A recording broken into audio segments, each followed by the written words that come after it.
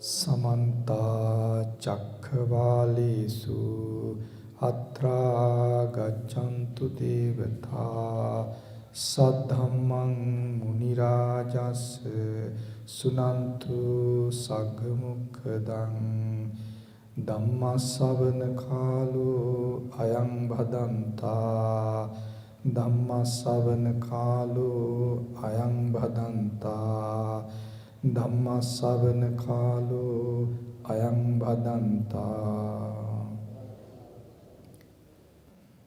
ශ්‍රද්ධා සම්පන්න පින්නතුනි, සදහවත් ශ්‍රාවකයන් විදිහට බුදුරජාණන් වහන්සේගේ ධර්මය අහන්ට බොහෝ දෙනා ඊටාම ප්‍රියයි. ධර්මය ඉගෙන ගන්න අය විදිහට ඒ ධර්මයෙන් ලබන ප්‍රයෝජනය ප්‍රතිඵලය ගැන අපිට හරි අදහසක් තියෙන්න ඕන. ධර්මය ඉගෙන ගත යුත්තේ නිවන අවබෝධ කර ගැනීම පිණිසයි.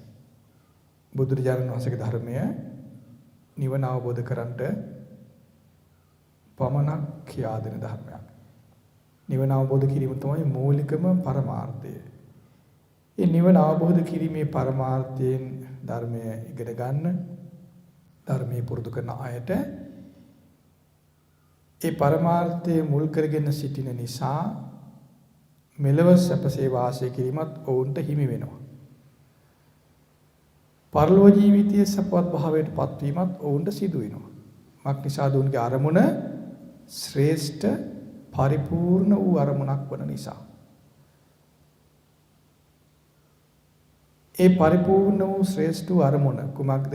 නිවන අවබෝධ කර ගැනීම. නිවන අවබෝධ කර ගැනීම කියන ශ්‍රේෂ්ඨ වූ පරිපූර්ණ වූ අරමුණ නැති කෙනා ධර්මයේ ඉගෙන ගත්තට, ධර්මයේ තේරුම් ගන්න උත්සාහ කරාට, ධර්මය අධ්‍යයනය කළාට ඇතමිට ඔහුට මෙලොව සැපත් ඔහුට උපදව ගන්න ලැබෙන්නේ නැහැ. පරලෝ සැප උපදව ගන්න ලැබෙන්නේ නැහැ. මෙලොව සැප උපදව ගන්න බැරිුණ කෙනාට පරලෝ සැප උපදව ගන්න බෑ. ඒ නිසා ධර්ම ඉගෙන ගන්න අය විදිහට ධර්මෙහි අර්ථය, ධර්මයේ කුමක් පිණිසද කියන දේ අපට තේරෙන්න ඕන. ඒ අර්ථය නොදැන අප කරන කටයුත්ත ඵල රහිතයි. ඒතර මේ විදිහට ධර්ම ඉගෙන ගන්න කෙනා, නිවන අවබෝධ කර ගැනීම පිණිස ධර්ම ඉගෙන ගන්න කෙනා මූලික වශයෙන් කරුණු 4ක් ඔස්සේ ධර්ම ඉගෙන ගත යුතුයි. පැහැදිලි නේද? අපි ධර්ම ඉගෙන ගන්නේ කොහොමද? නිවන අවබෝධ කර ගන්න. ඒ අදහසෙන් තොරව ධර්ම ඉගෙන ගත්තා කියලා ඒන් ලොකු ප්‍රතිලාභයක් ලබන්න බෑ. නිවන අවබෝධ කර ගැනීම පිණිස ධර්ම ඉගෙන ගන්න කෙනාට මෙලවත් සැපසේ වාසය කරමින්, පරලොවත් සැපසේ වාසය කරමින් සියලු දුකෙන් නිදහස් වෙලා නිවන අවබෝධ කරගන්න පුළුවන්කම තියෙනවා. ඒතර මේ විදිහට ඊටා හොඳ අදහසකින්, නිවැරදි අදහසකින්, පිරිසිදු අදහසකින් ධර්මය ඉගෙන ගනිද්දී කරුණු 4ක් ඔස්සේ ධර්ම ඉගෙන ගන්න ඕන. ඒ කරුණු 4 තමයි අපි චතුරාර්ය සත්‍ය ධර්මය කියලා ඉගෙන ගන්න. ඒතර අපි ධර්ම ඉගෙන ගනිද්දී ඒ ආර්ය සත්‍ය 4 තේරුම් ගැනීම පිණිස, තේරුම් ගනිමින් ධර්ම ඉගෙන ගන්න ඕන. පැහැදිලිනේ? ආර්ය සත්‍ය 4 තේරුම් ගන්න අසමර්ථයි නම්, ආර්ය සත්‍ය 4 තේරුම් ගන්නේ නැත්නම් ඒ ධර්ම අධ්‍යයනය දොස් සහිතයි. ආර්ය සත්‍ය 4 තේරෙන්නේ නැත්නම්, තේරුම් ගන්නේ නැත්නම්, තේරුම් ගන්න අසමර්ථයි නම් ධර්ම අධ්‍යයනය සාර්ථකයිද? ධර්ම අධ්‍යයනය, ධර්ම ඉගෙන ගැනීම අසාර්ථකයි. යමෙක් ධර්ම ඉගෙන ගන්නවා නම් ඒකෙන් කියවෙන්නේ කුමක්ද? ਉਹ ආර්ය සත්‍ය 4 තේරුම් ගන්නවා කියන එකයි විය යුත්තේ. ආර්ය සත්‍ය 4 තේරෙන්නේ නැත්නම්, ආර්ය සත්‍ය 4 ගැන වැටහීමක්, තේරුම් කර ගැනීමක් නැත්නම් ධර්මයේ කොච්චර දන්නවා කිව්වත් ඒ දැනුම නිෂ්ඵලයි. ප්‍රතිඵලයක් නැහැ. ප්‍රතිඵලය කුමක්ද? අග්‍රම ප්‍රතිඵලයේ නිවන. ඒතර අග්‍රම ප්‍රතිඵලයේ ගැනනේ අපි හිත පිහිටව ගන්න ඕන. නේද? අග්‍ර ප්‍රතිඵලය ගැන අපි අරමුණ ඇති කරගත්තොත් අග්‍ර ප්‍රතිඵලයේ පිනිස ධර්ම ඉගෙන ගන්නවා නම් එතනින් මෙහා ඊටාම යහපත් ප්‍රතිඵල තියෙනවා. මොනවද යහපත් ප්‍රතිඵල? මෙලව සැපසේ වාසය කිරීම. ඒක උපන් කොයි කාගෙත් අපේක්ෂාව නේද? උපන් කොයි කාගෙත් අපේක්ෂාව තමයි මෙලව හැකිතාක් සැපසේ වාසය කිරීම. කවුරුත් හිතන්නේ නැහැනේ මෙලව දුකින් ඉන්න ඕන කියලා. දුක් මාත්‍රයකටවත් කවුද කැමති? නේද? මෙලව හැකිතාක් සැපසේ වාසය කිරීම උපන් කොයි කාගෙත් අපේක්ෂාව. කැමැත්ත. එනගේ මෙලව සැපසේ වාසය කිරීම ලබන්නේ කොහොම කෙනාද? නිවන අවබෝධ කරගැනීමේ අදහසෙන් ධර්මය හොඳින් ඉගෙන ගන්න කෙනා මෙලව ඒකාන්තයෙන් සැපසේ වාසය කරනවා.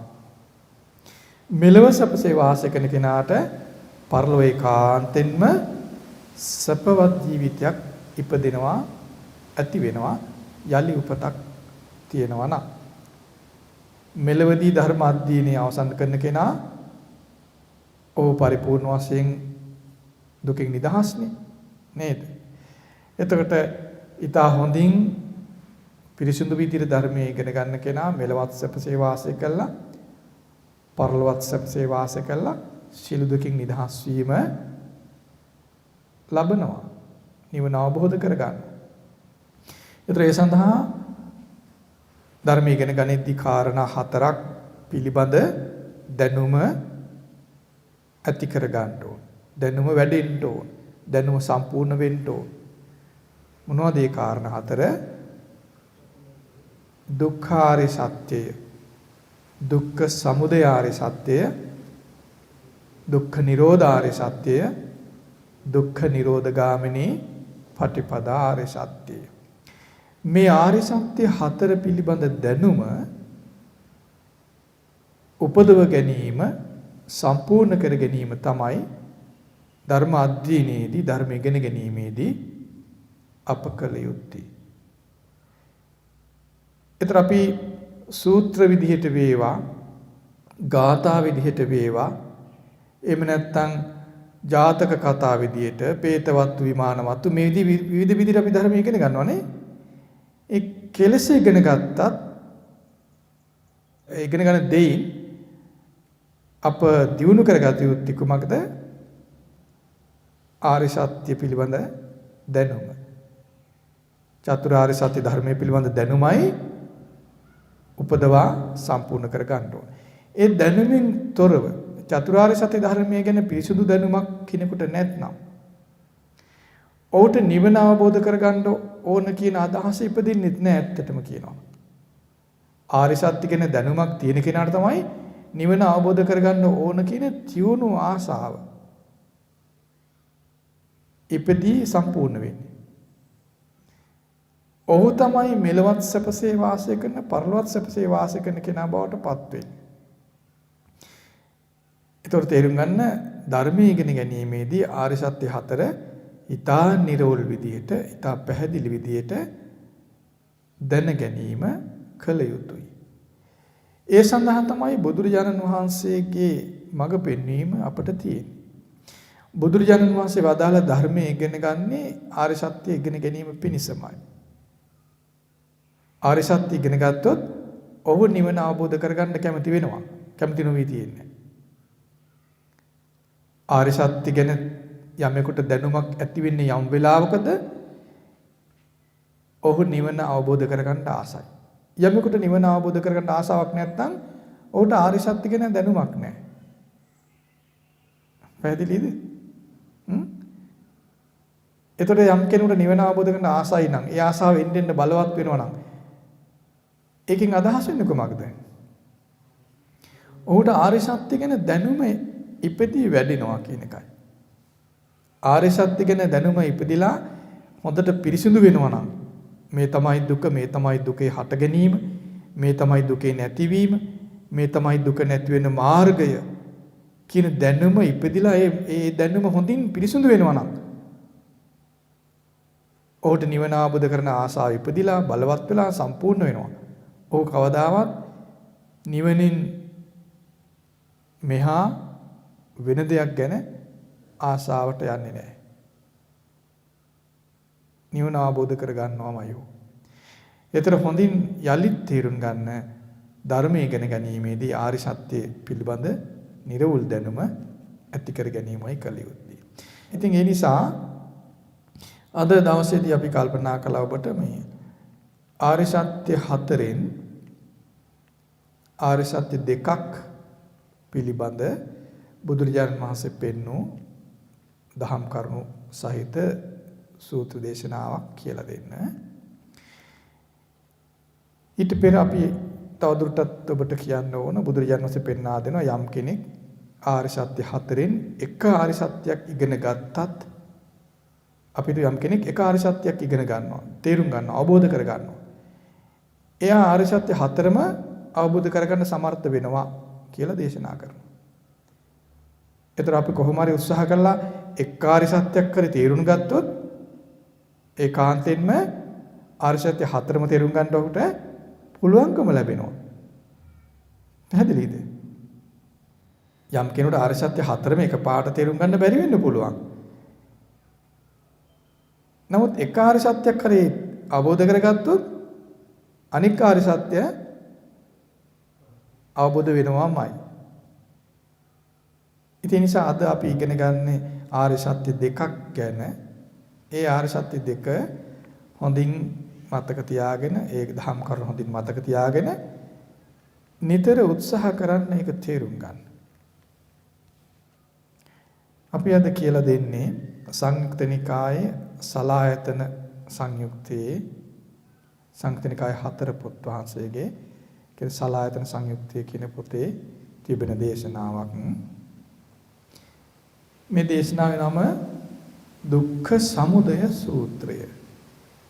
ඒ කියන්නේ දුකේ හට ගැනීම ගැන කියලා දෙන දේශනාවක්. දුකේ හට ගැනීම ගැන කියලා දෙන දේශනාව කිව්වහම එතන දුකේ නැතිවීම ගැනත් මෙතනම කියලා දෙනවා. නමුත් නම තියෙන්නේ දුක්ඛ සමුදය සූත්‍රය කියලා. මේ දේශනාවේදී මේ විදිහටයි තියෙන්නේ දුක්ඛස්ස භික්ඛවේ සමුදයංච අත්ථංගමංච දේසිස්සාමි. මහණෙනි දුකෙහි සමුදයත් අස්ථංගමයක් කියලා දෙන්නම් දේශනා කරන්නම්. තං සුනාත හොඳින් ඒක හොඳට අහන්න. ඒක අහන්න කියලා කියනවා. මොකද්ද දැන් බුදුරජාණන් වහන්සේ කියලා දෙන්න යන්නේ? දුකේ හට ගැනීමත් නැතිවීමත් ගැනයි මේ කියලා දෙන්නේ. කතමෝච භික්ඛවේ දුක්ඛස්ස සමුදයෝ මුලින්ම කියා දෙනවා මහණෙනි දුකේ සමුදය කුමක්ද? සමුදය කියන්නේ හට ගැනීම. දුකේ හට ගැනීම කුමක්ද? චක්කුංච පටිච්ච රූපේ චුප්පජ්ජති චක්කු විඥාන. තින්නං සංගති පස්සෝ පස්සපච්චය වේදනා වේදනා පච්චය තණ්හා අයං දුක්ඛස්ස සමුදයෝ. දැන් මේ කුමක්ද කියලා දෙන්නේ? දුකෙහි හට ගැනීම. කොහොමද කියලා දෙන්නේ? අසත් රූපත් නිසා චක්කු විඥානය උපදී. කියන්නේ ඇසට පේන රූපත් මෙතෙන්ද මේ කියන්නේ. ඇසට පේන රූපත් නිසා හේතු කරගෙන චක්කු විඥානය උපදිනවා. ඇසෙහි සිත හට ගන්නවා. තින්නං සංගති පස්සෝ ඒ තුනෙහි එකතු වීම ස්පර්ශය. කියන්නේ ඇසට පේන රූපයත් නිසා ඇසෙහි විඥානය ඇති වෙනවා. ඇසට පේන රූපයත් ඒ ඇතිවෙච්ච විඥානයත් ඇසේ විඥානයත් කියන තුන ඒ තුනේ එකතු වීමට කියනවා ස්පර්ශය කියලා. මතක තියාගන්න. එතකොට ඊළඟට කියා දෙනවා පස්ස පච්චය වේදනා. ඒ ස්පර්ශයේ ප්‍රත්‍යයෙන් විඳීම වෙනවා. ඒ ස්පර්ශයේ ප්‍රත්‍යයෙන් විඳීම වෙනවා. ඒතර විඳීම කරනවා නෙමෙයි. විඳීම ස්පර්ශ ප්‍රත්‍යයෙන් විඳීම වෙනවා. වේදනාව විඳිනවා. වේදනා පච්චය තණ්හා. ඒ වේදනා ප්‍රත්‍යයෙන් තණ්හාව වෙනවා. ඒතර කවුරුද කරනවද මේ? කවුරුද කරනව නෙමෙයි. යමක් හේතුවෙන් යමක් තියෙනවා. සිද්ධ වෙනවා. යමක් හේතුවෙන් යමක් සිදු වෙනවා.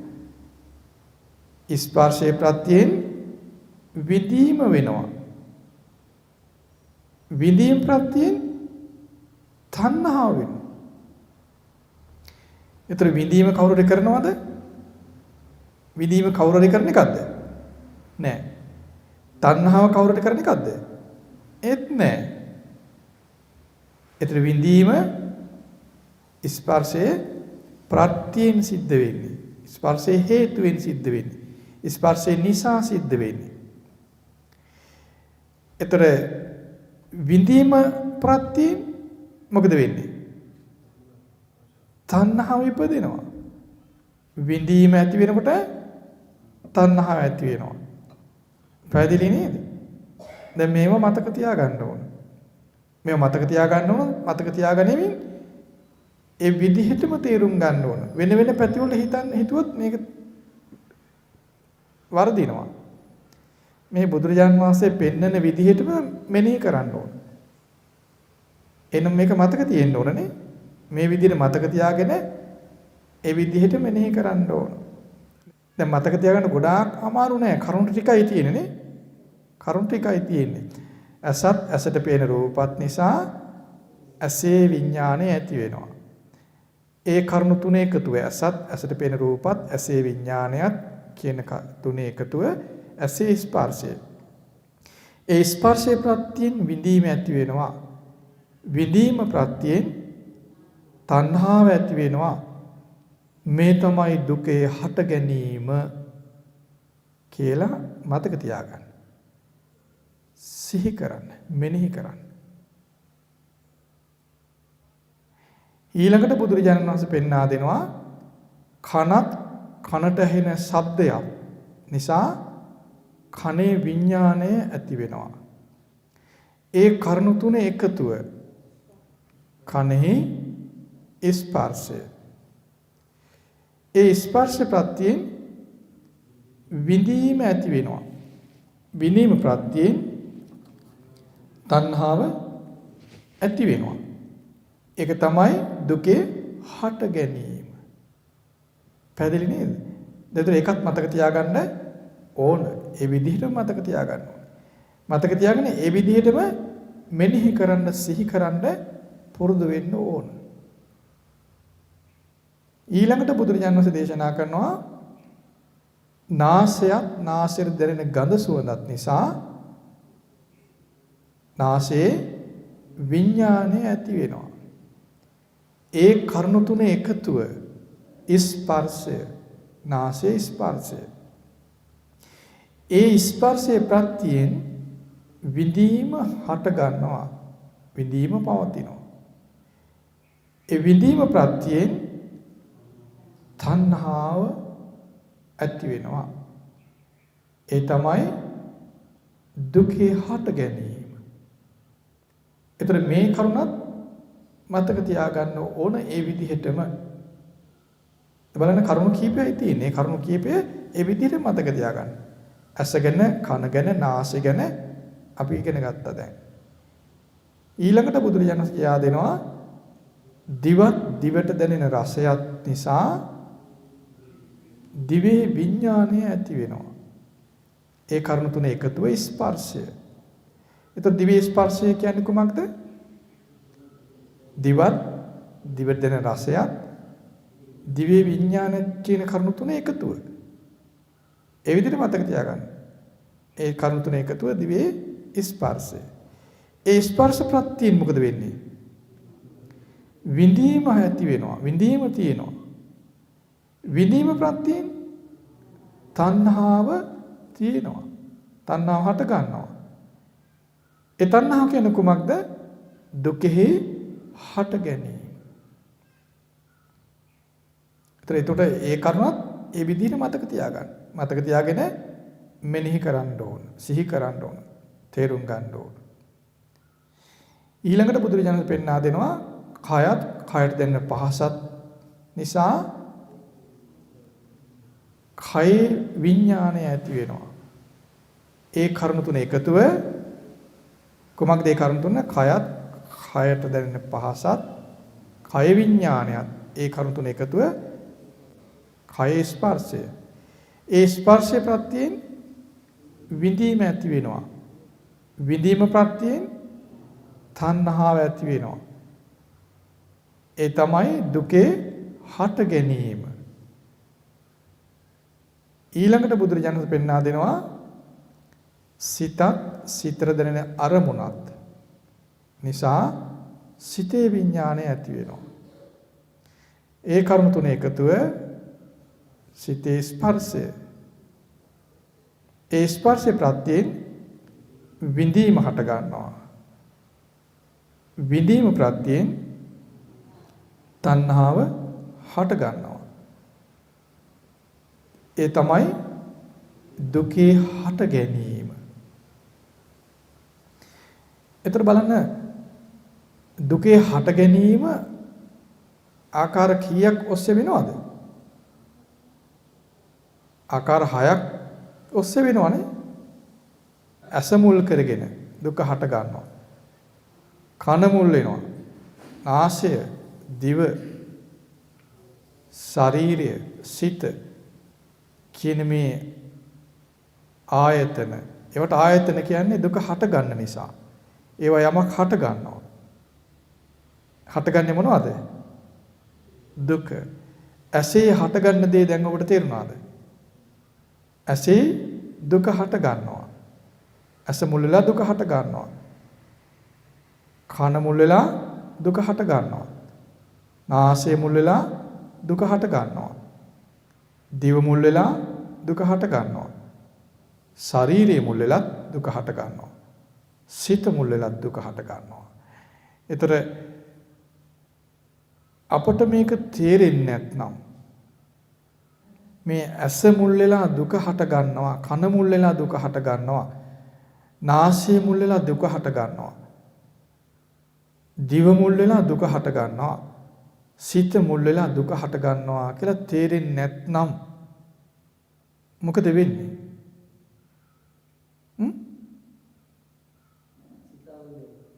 තව දුරටත් එයා අවුල් වෙනවා. ඒ දුකේම පැටලෙනවා. නේද? ඇස් දෙකක් නැති කෙනෙක් ගිහිල්ලා මොන හරි ලඳු කැලයක පැටලෙනවා. ඇස් දෙක නැති කෙනෙක් ඉන්නවා කියලා හිතන්න. අන්ධ කෙනෙක් ඉන්නවා. අන්ධ කෙනා කටු අගුලක ගිහිල්ලා පැටලෙනවා. එයා පහසුවෙන් බේරෙයිද? ඇස් අන්ධ කෙනෙක් ප්‍රපාතයකට වැටෙන පැත්තකට බර වෙනවා. භයානක ප්‍රපාතයකට බර වෙනවා ඇස් නැති කෙනෙක්. එයා බේරෙයිද? බේරෙයි. විනාශයට යනවා. යලි බේරෙන්න බැරි විදිහට ඔහු වෙනසෙනවා. ඒ වගේ තමයි දුක හටගන්නේ මෙහෙමයි කියලා දන්නේ නැති කෙනෙක් ඉන්නවා. ඔහු තුල දුක හට ගන්නවා. මේක දන්නේ නැතත් දුක හට ගන්නවනේ.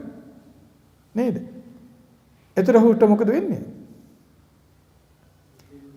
ඇස් නැති කෙනා ප්‍රපාතයට බර වෙද්දී එදෙසටම බර වී යනවාසේ දුක හටගනිද්දී දුකේ හට ගැනීම මෙලෙසයි දුක හටගන්නේ මේ විදිහටයි කියලා නොදන්න කෙනා ඒ දුකටම යලි යලිත් කැරකිලා යනවා. දුකේම ගිලෙනවා. පැහැදිලි? දැන් ඔබට මම මෙහෙම කියන්නම්. ඒතර තව ටිකක් තේරෙයි. ඇසට පේන රූපත් නිසා ඇසේ විඥානය ඇති වෙනවා. ඒතර ඒ කරුණු තුන එකතුව ඇසේ ස්පර්ශයයි. ඒ ස්පර්ශ ප්‍රත්‍යයෙන් විඳීම ඇති වෙනවා. විඳීම ප්‍රත්‍යයෙන් තණ්හාව ඇති වෙනවා. දුකේ හට ගැනීම මෙයයි කියලා දන්නේ නැති කෙනෙක් ඉන්නවා. දැන් ඔහුට පේනවා ඔහුගේ වටිනා ඔහු ගොඩාක් ආස කරන භවභෝගයක් අපි තු මල් ගහක් කියලා නැත්නම් ඇඳුමක් කියමු. තව කෙනෙක් විනාශ වෙලා යනවා පේනවා. අපි හිතමු ඔහු ආස කරන දෙයක් තව කෙනෙක් ඇවිල්ලා කඩලා බිලා දානවා. දැන් ඇහැට පේනවා. මොකද වෙන්නේ? බේර ගන්න බැරි වුණා හිතනේ. හිත බේර ගන්න බැරි වුණා. කොච්චර හිත මෙහෙට විනාශ වෙනවද නේද? අපි හිතමු ඔන්න කෙනෙක් ඉන්නවා මේ දුකේ හට ගැනීම මේකයි කියලා දන්නේ නැහැ. මෙහෙමයි දුක හටගන්නේ කියලා දන්නේ නැති කෙනෙක් ඉන්නවා. ඔහුට කෙනෙක් ඇවිල්ලා කියන අන්න ඔබට අසවල් කෙනා බැන්නා කියලා පණිවිඩයක් එනවා. එහෙම නැත්නම් කියනවා ඔබේ දීපල අසවල් කෙනා හානි කරා කියලා පණිවිඩයක් එනවා. දැන් මොකද වෙන්නේ? ඇවිසිලා යනවා හිතනේ. ඒ පණිවිඩය අපි හිතමු බොරු පණිවිඩයක් එනවා කියලා. එහෙම බොරුවට තේනවනේ. බොරුවට පණිවිඩයක් එනවා. දැන් මොකද වෙන්නේ හිත? ඇවිසිනවනේ. නේ? ඒතර බලන්න මේ විදිහට ඇස නිසා ඇස මුල් වෙලා, කන මුල් වෙලා, නාසය මුල් වෙලා, දිව මුල් වෙලා, කය මුල් වෙලා, සිත මුල් වෙලා කොච්චරනම් හිත ඇවිස්සෙනවද?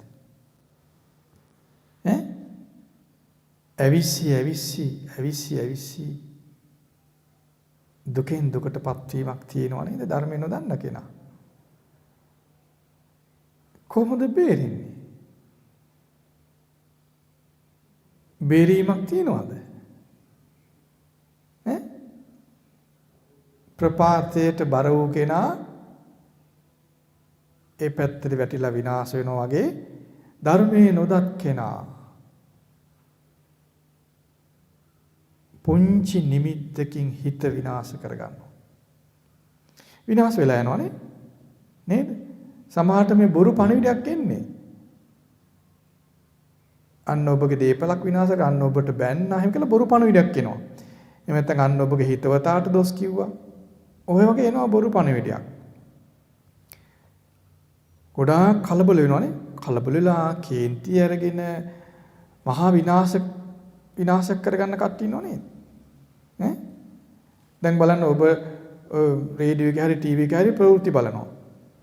ඒතර ඔබට කියන ඔන්න ආවල් දිහා පන්සලට ගහලා විහාරයක් කඩලා.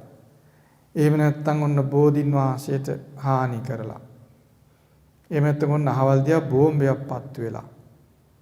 මොකද වෙන්නේ ඔබට? කපාට හිත ඇවිසිනවනේ. ඇවිසිලා යනවනේ. ඒ ඇවිසීම පහසුයිද? දැන් ඔබ දැකලා තියෙනවද මිනිස්සු ඇවිස්සීලා එක හොඳට හිටු මිනිස්සු මොන හරි පණිවිඩයක් ආපු ගමන් ඇවිස්සීලා එකතු වෙලා ගෝරි වෙනවා, රණ්ඩු කර ගන්නවා, අන් අයට හිංසා කරනවා නේද? දීපල හානි කරනවා. ඔබ දැකලා තියෙනවද නේද? ඒ කොහොමද වෙන්නේ? එකපාරට මිනිස්සු ඇවිස්සීලා යන්නේ ඇයි? එහෙම වෙනවනේ නේද? ගෙවල් අස්ස අම්මා තාත්තා වෙන්න පුළුවන්, ඥාතීන් වෙන්න පුළුවන්, දරුවෝ අම්මලා තාත්තලා අතර වෙන්න පුළුවන්. ගෙවල් අස්සෙත් අරගල වෙනවනේ. එකපාරට අඬනවා, ශෝක කරනවා, විලාප දෙනවා, බැන ගන්නවා, ගහ ගන්නවා, රණ්ඩු කරනවා, මරා ගන්නවා. නේද? ගෙවල් අස්සේ, ගමේ, රටේ, ලෝකයේ හැමතැනම මේව වෙනව නේද? ඒ ඇවිස්සීලා යන්නේ ඇයි? ඒ තමයි දුක හට ගන්න විදිහත් දුක නැති වෙන විදිහත් ගැන ධර්මය නොදන්නාකම. බලන ධර්මයේ නොදන්නාකම නිසා මිනිසයා කොතරම් විනාශයක් කරා යනවද?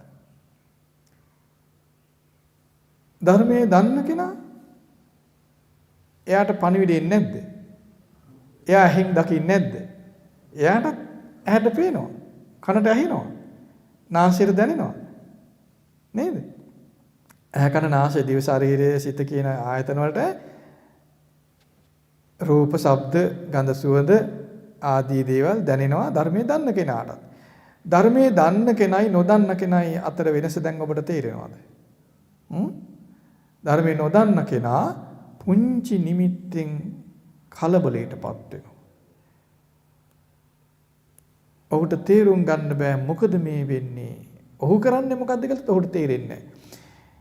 ඒ නිසා තමයි මේ සමාජයේ මිනිසුන් අතර වේවා අනිකුත් සතුන් අතර වේවා මේ කෙරවලක් නැති අරබුද ප්‍රශ්න අරගල අමනාපකම් අහිතවත්කම් සියල්ල හටගන්න.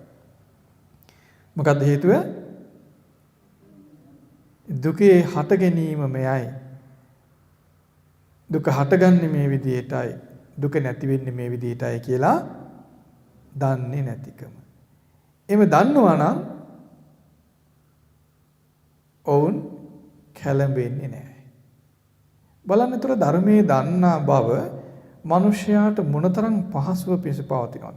දැන් ඔබට තේරෙනවද ධර්මයේ දන්නා අය මෙලව සැපසේ වාසය කරනවා කියලා අපි මුලින් කිව් දේ හරි කියලා? ඈ?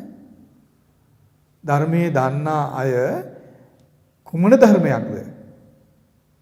දුකමයයි, දුකේ හට ගැනීම මෙයයි, දුකේ නැතිවීම මෙයයි, දුක නැති කරන මාර්ගය මෙයයි කියලා යමෙක් දන්නවා නම් ඔහු ධර්මයේ නොදන්න කෙනාට වඩා ගොඩාක් පහසුවෙන් ඉන්න කෙනෙක්. ඔහු සුවසේ ඉන්න කෙනෙක්. ඔහු සැපසේ ඉන්න කෙනෙක්. මෙලව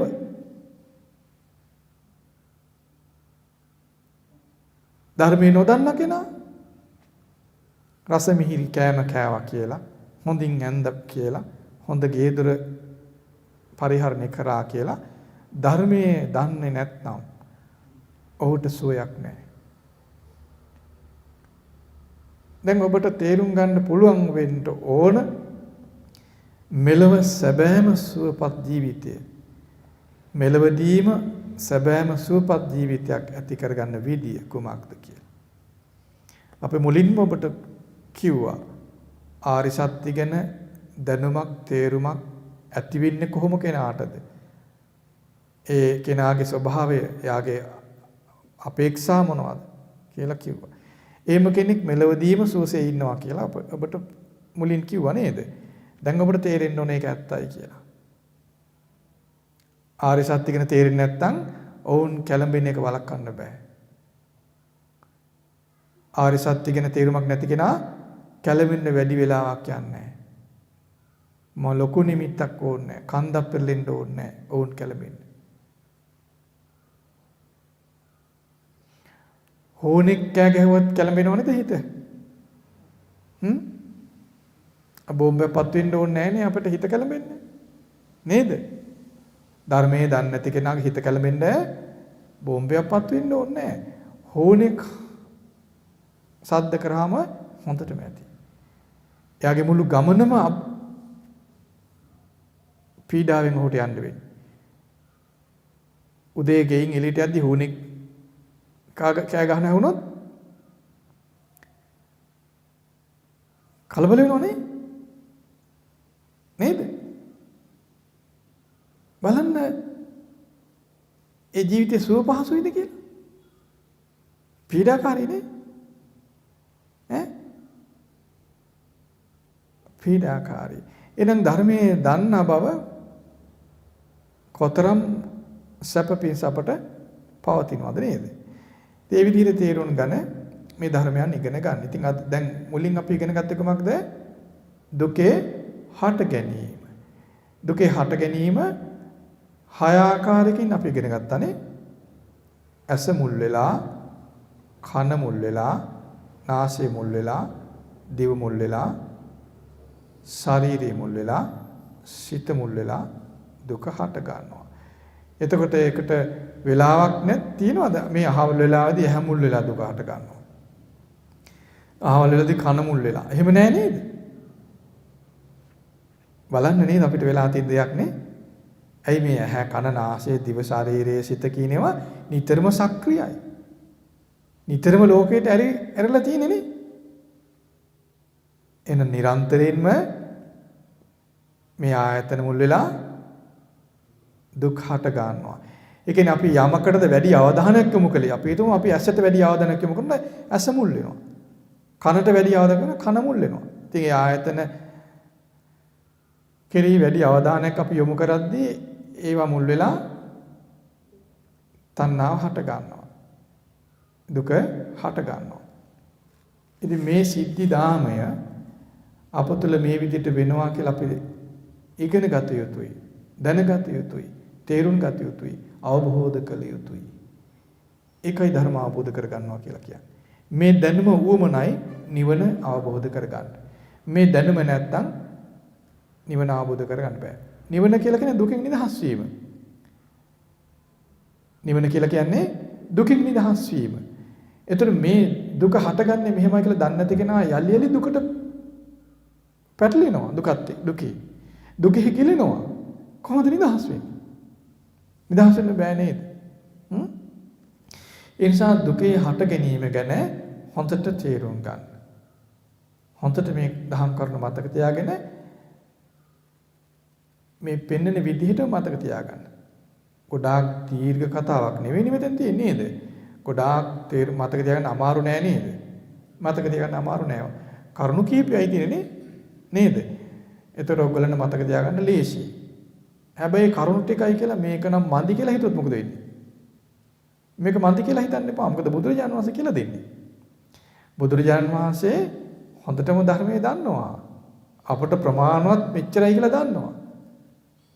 ඒ නිසා ඔබට බුදුරජාණන් වහන්සේ ගැන විශ්වාසයක් තියෙන්න ඕන. බුදුරජාණන් වහන්සේ ගැන විශ්වාසය ඇති කරගෙන බුදුරජාණන් වහන්සේ ධර්මයේ ඊටාම හොඳින් දැනගෙන මේ කියන්නේ. ඒ නිසා අපි මේ කරුණ හොඳට පාඩම් කරගෙන තේරුම් ගන්න ඕන, මෙනෙහි කරන්න ඕන, යලි යලි සිහි කරමින් මේ ධහම තේරුම් ගන්න ඕන කියන අදහසෙන් ඔබ මේ ධර්මය ඉගෙන ගන්න ඕන. ඉතින් මේ විදිහට මේ ඇස කන නාසය දිව ශරීරය සිත කියන ආයතන මුල් වෙලා දුක හට ගන්න ආකාරය ගැන හොඳට මතක තියාගෙන ගෙවල් වලදී මේවා සිහි කරන්න ඕන. ගෙවල් වලදී කරන්න ඕන. ඒකට වෙනම තැනක් හොයාගෙන යන්න එපා. කවදාවත් ඔබට එහෙම තැනක් හම්බෙන්නේ නැහැ. මොකද ගෙවල් දාලා යන්නේ නේද? එහෙම කිව්වොත් ගෙවල් දොරවල් වල කටයුතු මොකද කරන්නේ? ඈ? ඔබ ඒවා කරන්න බෑ. මොකද ඇහැ කන නාසය දිව ශරීරය කියන ආයතන කොහෙ ගියත් වැඩ කරනවා. ගෙදර හිටියත් ඒවා ක්‍රියාත්මකයි.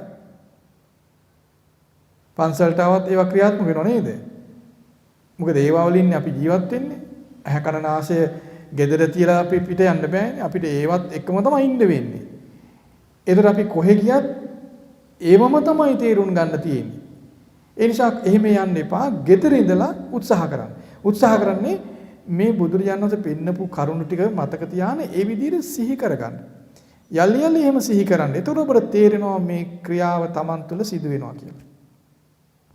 ඒකට කොහෙවත් එහෙම යන්න එපා. ගෙදර දොරේ කටයුතු කරමින්ම පුංචි විවේකයක් ලැබුණත් ඇති මේකට. පුරුදුනොත් ගෙදර විවේකී ඕන තරම් ඇති. ගෙදර තියෙනවා විවේකී ඔබට. නේද? ඕන තරම් විවේකී තියෙනවා. මේ කරුණ හොඳට පුරුදුනොත් ඔබට විවේකී වැඩිපුරක් තියෙනවා ගෙදර. දැන් ඔබට වැඩ විවේකයේ ගොඩාක් තියෙනවා. ඒක මොකුත් නැති වෙලාවට ඔබ ටීවී බලනවා. දැන් වැඩක් තිබුණා ටීවී බලන්නේ නැහැ නේ ඔබ. නේද? දැන් ඔබට හිතට සතුට උපදින හොඳ වැඩක් නැත්නම් ඔබ ටීවී බලනවා නේ. නැත්නම් ඔබ පත්තරයක් බලයි. ඊට වඩා ප්‍රයෝජනවත් වැඩක් තිබුත් ඔබ ටීවී බලයිද? නෑනේ. නේද? ඉතින් නිසා මේ ධර්මය ඔබට හොඳට සිහි වෙනවා නම් සිහි කරගන්න පුළුවන් නම් ඔබේ සිතට සතුට ඇති වෙනවා. සැපය ඇති වෙනවා. පහසුව ඇති වෙනවා. ඒතර ඔබට මේ අර අමතරව නාස්ති වෙන කාලේ ඒකට පාවිච්චි කරන්න පුළුවන්. ඒ නිසා gedara ඉඳලම gedara කටයුතු ඒව අතපසු කරගන්න නැතුවම මේ දහම් කරුණු මෙනෙහි කරන්න පුරුදු කරන්න උත්සාහ කරන්න. ඒතර අපි කලින් ඉගෙන ගත්තේ දුකෙහි හට ගැනීම. ඊළඟට අපි ඉගෙන ගන්න ඕන මේ විදිහටම දුකෙහි නැතිවීම. බුදුරජාණන් වහන්සේ පෙන්වා දෙනවා මේ විදිහට කතමෝච භික්ඛවේ දුක්ඛස්ස අත්ථංගමෝ මහණෙනි දුකෙහි අස්තංගමය නැත්නම් නැතිවීම මොන විදිහටද වෙන්නේ? මේ විදිහටයි බුදුරජාන් වහන්සේ පෙන්වා දෙන්නේ. චක්ඛුංච පටිච්ච රූපේ චුප්පජ්ජති චක්කු විඥානං තින්නම් සංගති පස්සෝ පස්සපච්චයා වේදනා වේදනා පච්චයා තණ්හා තස්සා ඒව තණ්හාය අශේෂ විරාග නිරෝධා උපාදාන නිරෝධෝ උපාදාන නිරෝධා භව නිරෝධෝ භව නිරෝධා ජාති නිරෝධෝ ජාති නිරෝධා ජරා මරණං ශෝක පරිදේව දුක්ඛ දෝමනස්ස පායාසා නිරුද්ධಂತಿ ඒව මේ තස්ස කේවලස්ස දුක්ඛඛන්දස්ස නිරෝධෝ හෝති අයං දුක්ඛස්ස අත්ථංගමෝ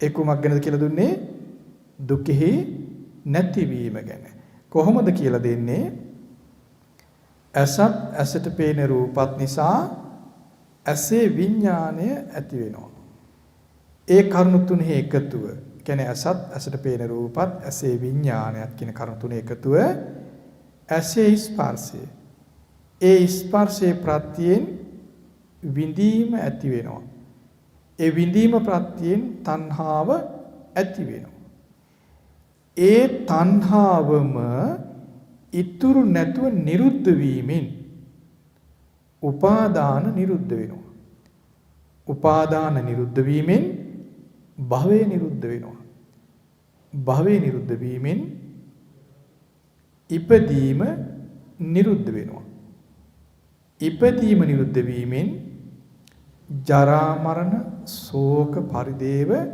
දුක් දුම්නස් උපායාසයන් කියන සියල්ලම නිරුද්ධ වෙලා යනවා මේ විදිහට මේ සියලු දුක් නිරුද්ධ වෙලා යනවා මේ තමයි දුකේ නැතිවීම. ඒතර බලන්න අස මුල් වෙලා දුක හට ගන්නවා ඒ දුක නැතිවීම ඒ දුක නැතිවීමත් අස මුල් වෙලාම තමයි අපි තේරුම් ගන්න තියෙන්නේ. මොකද අස මුල් වෙලානේ හටගන්නේ. ඒතර දුකේ හට ගැනීම ගැන තේරුම් ගත්තේ අස මුල් කරගෙනමයි. එහෙනම් දුකේ නැතිවීම තේරුම් ගන්න තියෙන්නේ අස මුල් කරගෙනමයි. බලන්න ඒකයි දැන් මුලින් දුකේ හට ගැනීම ගැන කියලා දුන්න විදිහටම තමයි දුකේ නැතිවීම ගැනත් කියලා දෙන්න පටන් ගන්න නේද? බලන්න ඇස තියෙනවා ඇසට පෙනෙන රූපේ තියෙනවා. ඒ දෙකේ එකතු වීම නිසා ඇසේ ස්පර්ශ ඇසේ විඥානය ඇති වෙනවා. ඒ කරුණු තුන එකතු වෙ ඇසේ ස්පර්ශය. ස්පර්ශ ප්‍රත්‍යයෙන් විඳීම ඇති වෙනවා. විඳීම ප්‍රත්‍යයෙන් තණ්හාව ඇති වෙනවා. ඒතකොට ඒ දුකේ හට ගැනීමනේ. එහෙනම් ඒ තණ්හාවේම ඉතිරි නැතු නිරුද්ධ වීමෙන් උපාදානෙ නිරුද්ධ වෙනවා. උපාදාන කියන්නේ බැඳිලා යන එක. යමකට බැඳිලා යනවා නම් ඒ බැඳිලා යන්නේ තණ්හාව නිසා. ඒ තණ්හාව නිරුද්ධ වීමෙන් උපාදානෙ නිරුද්ධ වෙලා යනවා. උපාදානෙ නිරුද්ධ වීමෙන් භවය නිරුද්ධ වෙනවා. භවය නිරුද්ධ වීමෙන් ඉපදීම නිරුද්ධ වෙනවා. ඉපදීම නිරුද්ධ වීමෙන් ජරා මරණ ශෝක පරිදේව දුක් දුම්නස් නිරුද්ධ වෙනවා. මේ සියලු දුක් නිරුද්ධ වෙන්නේ මේ විදිහටයි. ඒතර මේ දහමත් මතක තියාගන්න. මතක තියාගෙන යලි යලි සිහි කරන්න ඕනේ. යලි යලි සිහි කරමින් මේ කරුණ තේරුම් ගන්න උත්සාහ කරන්න. ඊළඟට බුදුරජාණන් පෙන්වා දෙනවා කන සහ කනට ඇහෙන ශබ්ද නිසා කනේ විඥානය ඇති වෙනවා. ඒ කරුණු තුන එකතුව කනේ ස්පර්ශය ඒ ස්පර්ශයේ ප්‍රත්‍යයෙන් විඳීම ඇති වෙනවා. විඳීම නිසා තණ්හාව ඇති වෙනවා. ඒ තණ්හාවම ඉතුරු නැතු නිරුද්ධ වීමෙන් උපාදාන නිරුද්ධ වෙනවා. උපාදාන නිරුද්ධ වීමෙන් භවය නිරුද්ධ වෙනවා. භවය නිරුද්ධ වීමෙන් ඉපදීම නිරුද්ධ වෙනවා. ඉපදීම නිරුද්ධ වීමෙන් ජරා මරණ ශෝක පරිදේව දුක් දුම්නස් නිරුද්ධ වෙනවා. සියලු දුක් නිරුද්ධ වෙන්නේ මේ විදිහටයි. ඊළඟට භාගතුන් වහන්සේ කියලා දෙනවා නාසයත් නාසයට දැනෙන ගඳ සුවඳත් නිසා නාසයේ විඥානය ඇති වෙනවා. ඒ කරුණු තුන එකතුව නාසයේ ස්පර්ශය. ඒ ස්පර්ශ ප්‍රත්‍යයෙන් විඳීම ඇති වෙනවා. විඳීම ප්‍රත්‍යයෙන් තණ්හාව ඇති වෙනවා. තණ්හා ප්‍රත්‍යයෙන් උපාදාන ඇති වෙනවා. තණ්හාව ඉතුරු නැතුව නිරුද්ධ වීමෙන් උපාදාන නිරුද්ධ වෙනවා. ස්පර්ශ ප්‍රත්‍යයෙන් විඳීම ඇති වෙනවා. විඳීම ප්‍රත්‍යයෙන් තණ්හාව ඇති වෙනවා. ඒ තණ්හාව ඉතුරු නැතුව නිරුද්ධ වීමෙන් උපාදාන නිරුද්ධ වෙලා යනවා. උපාදාන නිරුද්ධ වීමෙන් භවය නිරුද්ධ වෙනවා. භවය නිරුද්ධ වීමෙන් ඉපදීම නිරුද්ධ වෙනවා. ඉපදීම නිරුද්ධ වීමෙන් ජරා මරණ ශෝක පරිදේව දුක් දුම්නස් උපායාස නිරුද්ධ වෙනවා. සියලු දුක් නිරුද්ධ වෙන්නේ මේ විදිහටයි. ඊළඟට දිවට දැනෙන රසයත් නිසා දිවේ විඥානය ඇති වෙනවා. ඒ කරුණු තුන එකතුව දිවේ ස්පර්ශය. ඒ ස්පර්ශ ප්‍රත්‍යයෙන් විඳීම ඇති වෙනවා. විඳීම නිසා තණ්හාව ඇති වෙනවා. ඒ තණ්හාවම ඉතිරි නැතිව නිරුද්ධ වීමෙන් උපාදාන නිරුද්ධ වෙනවා. උපාදාන නිරුද්ධ වීමෙන් භවය නිරුද්ධ වෙනවා. භවය නිරුද්ධ වීමෙන් ඉපදීම නිරුද්ධ වෙනවා. ඉපදීම නිරුද්ධ වීමෙන් ජරා මරණ දුක් දුම්නස් උපායාස නිරුද්ධ වෙනවා. සියලුම දුක් නිරුද්ධ වෙන්නේ මේ විදිහටයි. ඊළඟට ශරීරයට දැනෙන පහසත් නිසා ශරීරයේ විඥානය ඇති වෙනවා. ඒ කරුණු තුන එකතුව ස්පර්ශය. ඒ ස්පර්ශ ප්‍රත්‍යයෙන් විඳීම ඇති වෙනවා. විඳීම ප්‍රත්‍යයෙන් තණ්හාව ඇති වෙනවා. ඒ තණ්හාවම ඉතිරි නැතුව නිරුද්ධ වීමෙන් උපාදාන නිරුද්ධ වෙනවා. උපාදාන නිරුද්ධ වීමෙන් භවය නිරුද්ධ වෙනවා. භවය නිරුද්ධ වීමෙන් ඉපදීම නිරුද්ධ වෙනවා. ඉපදීම නිරුද්ධ වීමෙන් ජරා මරණ ශෝක පරිදේව දුක් දුම්නස් සියල්ල නිරුද්ධ වෙනවා. සියලු දුක් නිරුද්ධ වෙන්නේ මේ විදිහටයි. ඊළඟට සිතට දැනෙන අරමුණොත් නිසා සිතේ විඥානය ඇති වෙනවා. ඒ කරුණු තුන එකතුව ස්පර්ශය. ස්පර්ශ ප්‍රත්‍යයෙන් විඳීම ඇති වෙනවා. විඳීම ප්‍රත්‍යයෙන් තණ්හාව ඇති වෙනවා. ඒ තණ්හාවම ඉතිරි නැතිව නිරුද්ධ වීමෙන් උපාදාන නිරුද්ධ වෙනවා. උපාදාන නිරුද්ධ වීමෙන් භවය නිරුද්ධ වෙනවා. භවය නිරුද්ධ වීමෙන් ඉපදීම නිරුද්ධ වෙනවා. ඉපදීම නිරුද්ධ වීමෙන් ජරා මරණ ශෝක පරිදේව දුක් දුම්නස් උපායාස කියන සියලු දුක් නිරුද්ධ වෙනවා. සියලුම දුක් නිරුද්ධ වෙන්නේ මේ විදිහටයි. බලන දුකේ හට ගැනීම ගැන දුකේ නැතිවීම ගැන අපට පහසුවෙන් තේරුම් ගන්න පුළුවන් විදිහට බුදුරජාණන් වහන්සේ ධර්මයේ කියලා දීලා තියෙනවා. ඉතින් අප කල යුත්තේ මේ ධර්මය මේ විදිහටම පිළිගැනීම. දුක් හටගන්නේ මෙහෙමයි, දුක් නැති වෙන්නේ මෙහෙමයි කියලා අපි තේරුම් ගන්න අපට පුළුවන් මේ ධර්මය පිළිගත්තොත්. මේ ධර්මය ගැන අපි සැක කළොත්, මේ ධර්මය අපි පිළි නොගත්තොත්, මේ ධර්මයේ බැහැර කළොත් අපට කවදාවත් දුකින් නිදහස් වීමක් ලබන්න බෑ. ඇයි බැරි? දුකේ හට ගැනීම, දුකේ නැතිවීම අපට තේරුම් ගන්න බැරි වෙනවා මේ ධර්මය බැහැර කළොත්. මේ ධර්මයේ පිළිගැනීමෙන්මයි දුකින් නිදහස් වීම උපදව ගන්න තිබෙන්නේ.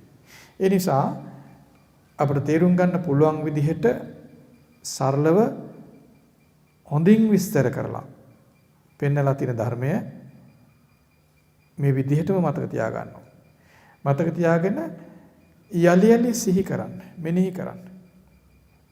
මේ ධර්මය ඇහුවට මදි. මේක මතක තියාගන්න ඕන.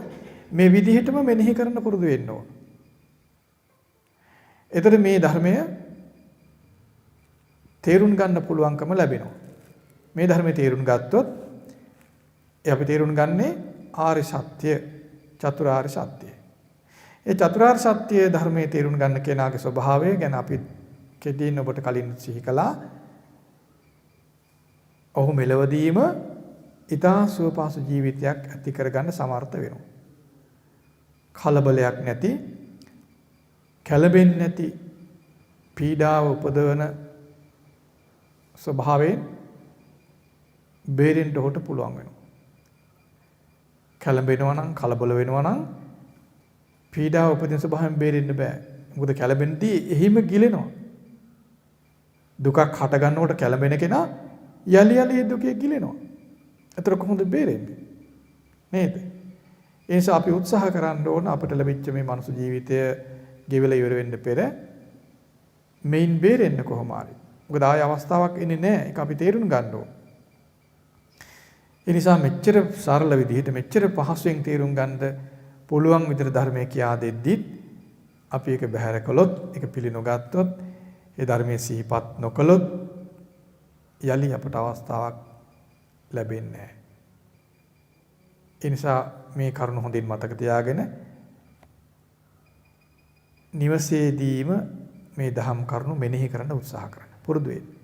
ඉතින් අපි සෙත් පතන ඔබ කොයි කාටත් මේ උතුම් ධර්මය හොඳින් පිළි අරගෙන තේරුම් අරගෙන හොඳින් සිහිපත් කරමින් උතුම් ධර්ම අවබෝධයේ පිණිස උත්සාහ කරන්න වාසනාව උදා වේවා. සාදු සාදු සාදු